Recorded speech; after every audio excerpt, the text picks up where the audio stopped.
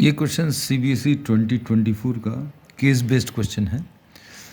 The statement is a departmental store sends bills to charge its customers once a month. Past experience shows that 70% of its customers paid their first month bill in time. 70% लोग जो हैं time पर bill pay करते हैं, मतलब 30% जो हैं time पर बिल पे नहीं करते, है ना. ये इसका इनडायरेक्ट कंक्लूजन अभी हम लोग ये निकाल सकते हैं. इनडायरेक्ट स्टेटमेंट है. The store also found that the customer who pays the bill in time has the probability of 0.8 of paying in time the next month. पहली बार जिसने टाइम पर भरा उनका 0.8% प्रोबेबिलिटी है सेकेंड मंथ भी टाइम पर pay करेंगे. And the customer who doesn't pay the bill in time in the first month has the probability of 0.4 of paying in time the next month.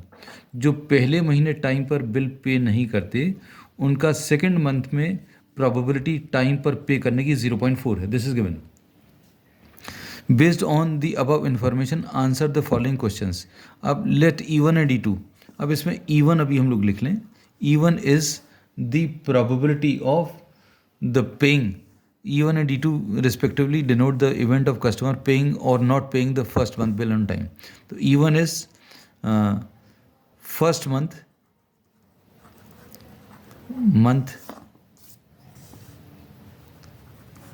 bill on time, and E2 is the first month bill not, ये याद रखना, this is not on time, not on time. ठीक. अब इसमें ये probability question में दी हुई है. P of E1 is given. 70% of its customers pay their first month bill on time. So P of E1 is 70/100. And P of E2, the conclusion which you can draw, that 30% do not pay their bill on time. 70% लोग देते हैं, मतलब 30% लोग time पर bill pay नहीं करेंगे. फिर उसके बाद इन्होंने बोला, तो इन्होंने अब क्वेश्चन में बोला फाइंड PE1 और PE2.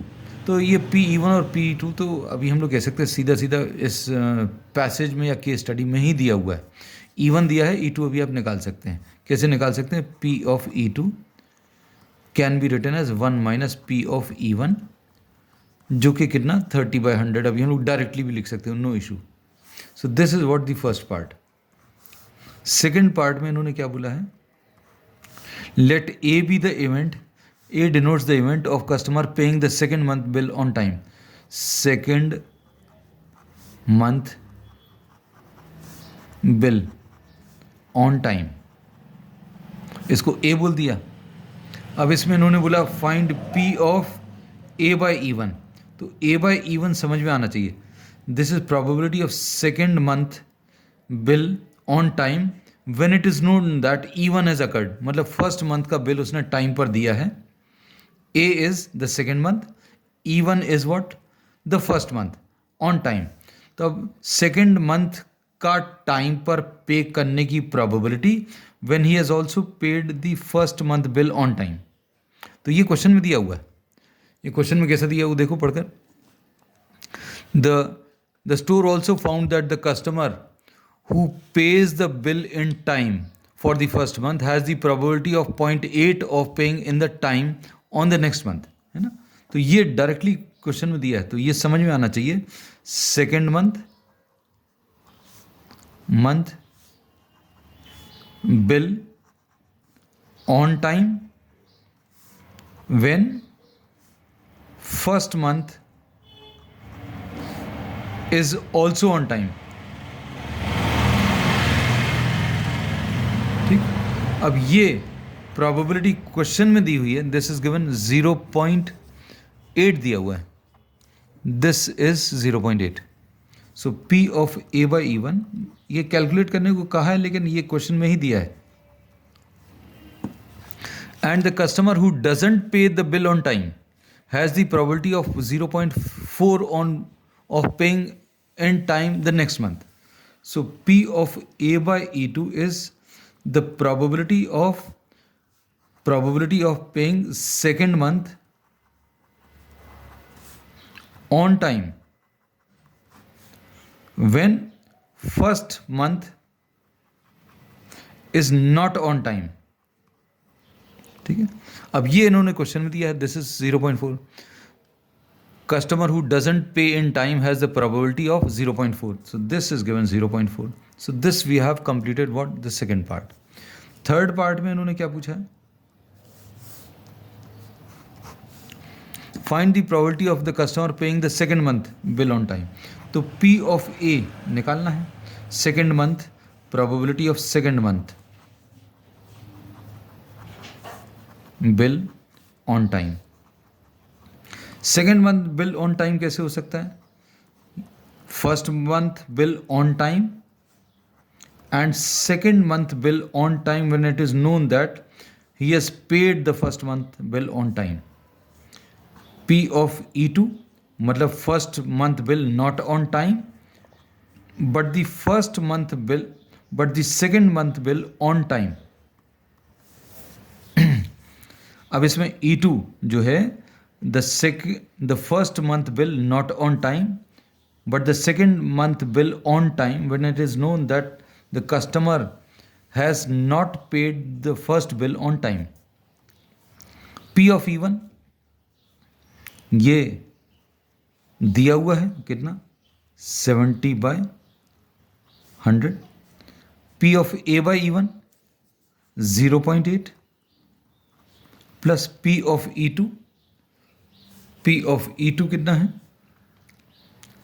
First month bill not on time, first month bill not on time is 30/100, लेकिन second month bill on time ये 0.4 दिया है, तो ये 0.7 आ जाएगा, ये 0.8 आ जाएगा, तो ये 0.7 into 0.8 will be 0.56, 0.3 into 0.4 will be 0.12, so this will be 0.68। अब इसका और पार्ट, और वाला, अब और वाले में क्या पूछा है, find the probability of customer paying the first month bill on time, first month bill on time if it is found that the customer has paid the second month, second month bill on time दे चुका है, you have to find out the probability of the customer paying the first month bill on time. First month bill on time को अभी हम लोग ने E1 नाम दिया है, ये निकालना है, तो इसमें बेस थ्योरम यूज होगा, ये क्या आ जाएगा, P of E1 into probability of A by E1 upon P of E1 into probability of A by E1 plus P of E2 into probability of A by E2।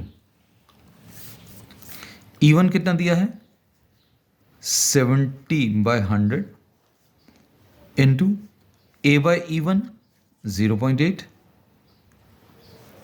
Upon, ये actual में अभी हम लोग calculate कर चुके हैं, this we have calculated, ये देखो ये वाला पूरा पार्ट अभी हम लोगों ने ये कैलकुलेट किया है ना, तो we can write down this value directly, लेकिन एग्जामिनेशन में आपको सॉल्व करना पड़ेगा। सॉल्व कैसे करना है ये अभी हम दोबारा इसको नहीं कर रहे कैलकुलेशंस, तो ये पूरा कितना है 0.68, तो ये कितना आ गया 0.7 इंटू 0.8 मतलब 0.56, 0.56 बाय 0.68, सॉल्व करने पर ये कितना 56/68 आएगा, ये 4 से कैंसिल होगा, कितना आ जाएगा 14/17 विल बी द आंसर।